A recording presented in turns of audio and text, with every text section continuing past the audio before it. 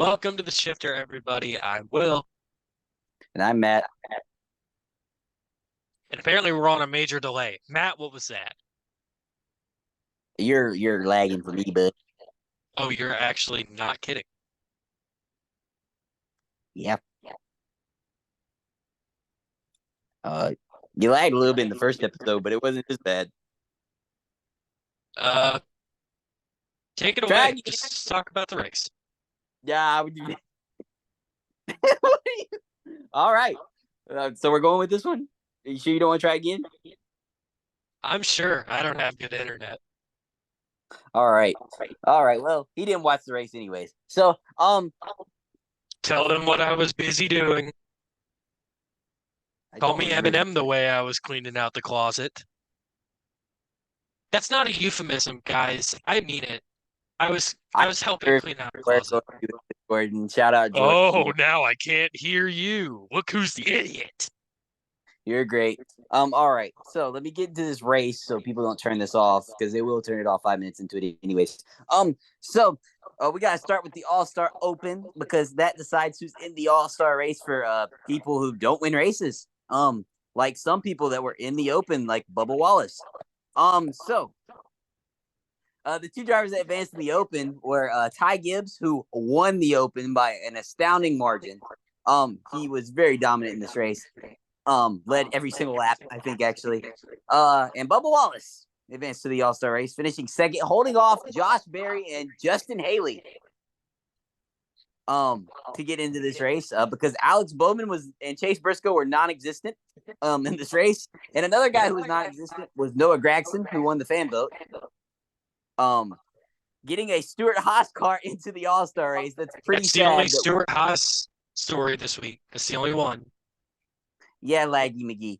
All right. So now we get into this All-Star race, which Joey Logano won the pole for in a fun qualifying format. It's not as fun as going 150 down the pit road at Charlotte, but they do the pit crew challenge and the qualifying together, and they're two separate things, but to get the pole is the combined time between the pit crew and your on-track lap. Joey Logano had the best combined time, but Chris Buescher's team won the pit crew challenge for the second year in a row. Last year, they were Ty Gibbs' crew, but they switched crews last year. I think they're in the playoffs. And that's the same crew that won last year, but this year they won under the Christopher Bell team. But Joey Logano was on the pole, and he would scoot away for a while, a long while. But near the end of, I guess, stage one, they called them all-star cautions. They had a caution at lap 100 and a caution at lap 150. There would be no cautions. There would be one caution for incident that I completely looked over because on lap 2, Kyle Busch and Ricky Stenhouse would get into it and nothing would happen after the race. I promise we're not going to talk any more about this incident. Kyle Busch just accidentally spun out Ricky Stenhouse. That is what happened. Oopsie daisy. But that's Will's That's part exactly of what happened. That's Will's part of the video, so I'll let him tell you about that one. But after that restart, Joey Logano did scoot away and get through the first couple lap cars pretty easily until he caught Bubba Wallace. Bubba Wallace was probably faster than where he was running. He was running 15th at the time because he had to start the rear of the field because he got in through the Open. But because of what we have done to the short track package, Joey Logano could not pass Mr. Bubba Wallace. Bubba Wallace just stuck it in on the outside for 50 laps on the outside of Joey Logano. They were side by side for 50 laps, guys. He could not lap him, but the problem was Chris Buescher was closing in second. But Michael McDowell, who was behind Bubba Wallace, was on the outside of Chris Buescher for 50 laps. So therefore, Bubba Wallace stayed on the lead lap, and Michael McDowell got the lucky dog, and nothing changed at the front of the pack. So then we would have another restart, and then Kyle Busch would again accidentally spin someone where he would spin out Ty Gibbs. And then Joey Logano would take the lead and run and hide until the final All-Star caution where it seemed like something interesting was finally going to happen. Because the big story this entire week have been these red tires and these yellow tires. And the red tires are supposed to start off faster but wear out quicker. And the yellow tires are supposed to start off slow but not wear as much. So eventually you're supposed to be able to catch up. But the problem was the red tires didn't wear out. Nope. So it basically made it a problem. But at the beginning of the race, they didn't really know that because in the open, due to the conditions of the weather, because it was sunny outside, the red tires did so somewhere, which is weird because it's actually been colder temperatures that have been causing wear with the next gen car. So it was the exact opposite. It was kind of like old NASCAR with that, where hotter temperatures actually wear the tires more. Yeah. But actually, at the beginning of the race, some of the teams elected to put on the yellow tires, so they had an extra set of red tires. Hendrick teammates Kyle Larson and Chase Elliott had an extra set. Tyler Reddick had an extra set, but somehow he used them like earlier on one of the cautions, so his kind of didn't matter. Tyler Reddick was oddly slow in this race. But Kyle Larson made some of the craziest moves ever to get into third. He went from 12th to third in like 2 seconds. By the way, guys, Kyle Larson was not talked about at all during this week for any other like reasons at all. Like he didn't go qualify fifth for the Indy 500 or anything right before this race, and they totally didn't extend delay the green flag for him to make it. Like that didn't happen. He doesn't do that stuff. Even though he got there an hour before green flag. But, they still extended it out. I guess well, Kyle Larson wasn't really the protocol, so he didn't really know about getting in the race car that quick. He wasn't there for the COVID season. I can't remember why. Okay. If I could hear you, that would be great. But, so, Kyle Larson would motor his way on into third using the apron. And he would get into third behind Denny Hamlin. Don't get excited. Denny Hamlin was in second. Calm down. Calm yourself. But Joey Logano was still in the lead. And it seemed like something was about to happen. We were about to have some fun. Oh boy, Kyle Larson is so much faster. Surely he'll get to the front quickly. Even Kevin Harvick and Clipboard are like, yeah, he's got to utilize these tires now. But the problem was, he got to Denny Hamlin and couldn't pass him because of the short track package. And then his tires wore out. And then the fact that Kyle Larson was a 15th place car actually started to matter. And you think he would slip back through the field. No, I'm going to go ahead and spoil this. Kyle Larson finished fourth in this race. He only got passed by one car, and he had 15th place speed. And then pretty much nothing else happened. Denny Hamlin stood about half a second behind Joey Logano. He was clearly faster than Joey Logano. In fact, Denny Hamlin dominated the practice session, had the quickest lap in qualifying going until his pit crew messed up. It was talked about that Denny Hamlin was like a 10th quicker than the field before this race, but it just did not matter because the short track package is not great. We have 1.5 miles figured out. Road courses are fine. Super speedways, if they can take out the fuel mileage, is fine. Dover's better than it's been in years.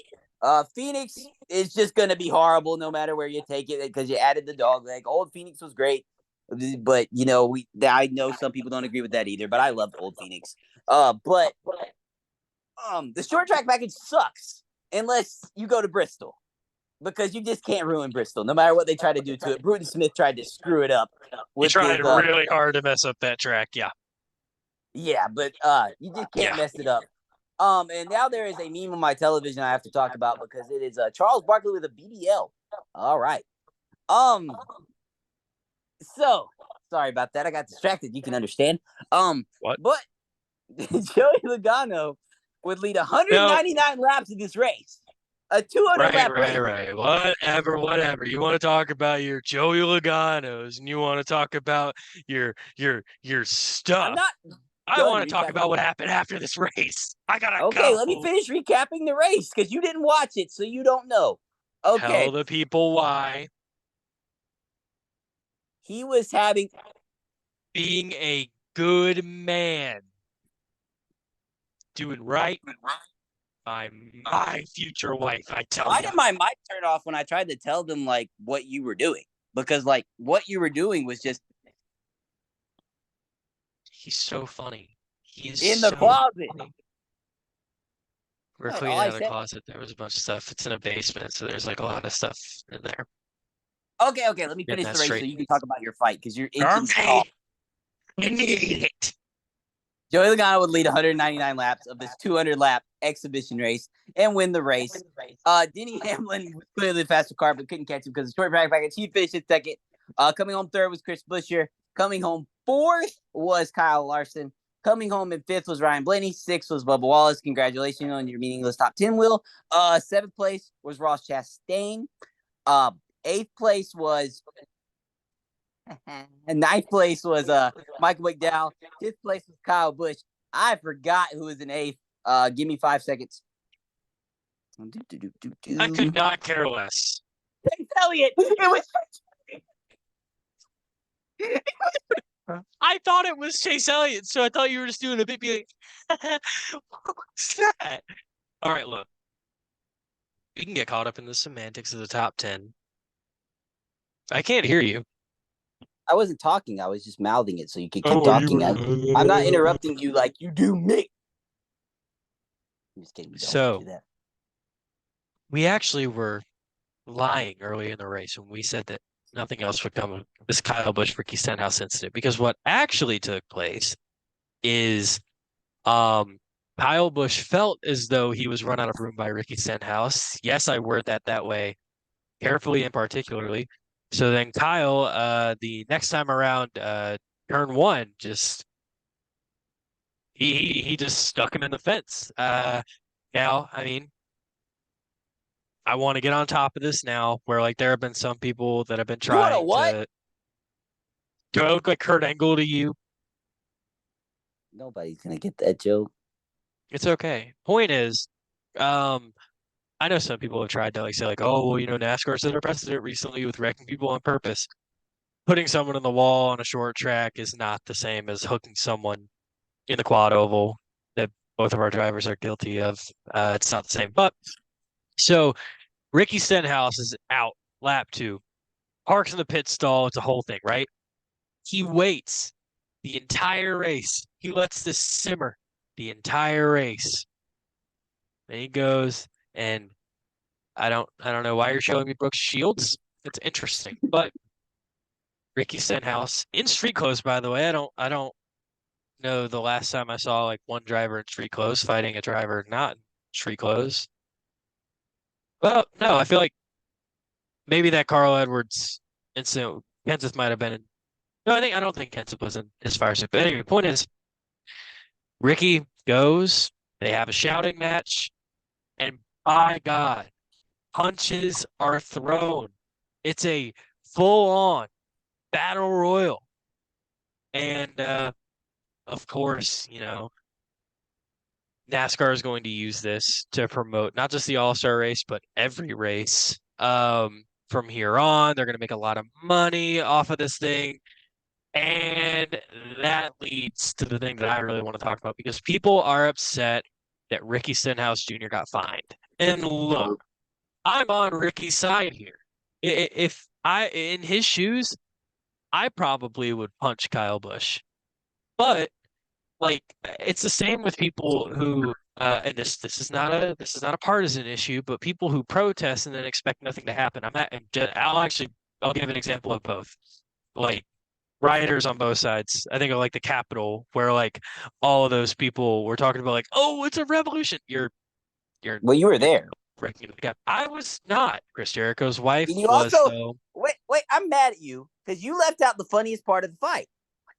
And I'm not going to stand here and have somebody leave. Well, hold on. There's two funniest parts of the fight. Was it either that one crew member just tossing people off of the back of the trailer? That's one of them. If you're going to recap the fight, you got to recap the fight.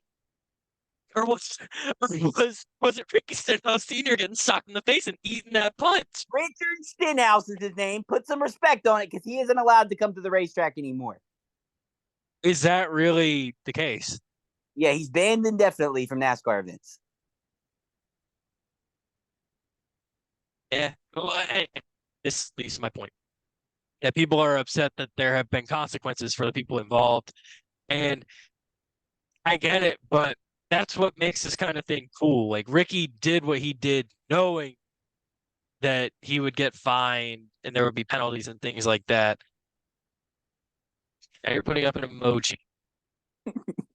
My point is, guys, there was always going to be fines levied. There have to be. It's still one person assaulting another, and NASCAR has to set a precedent.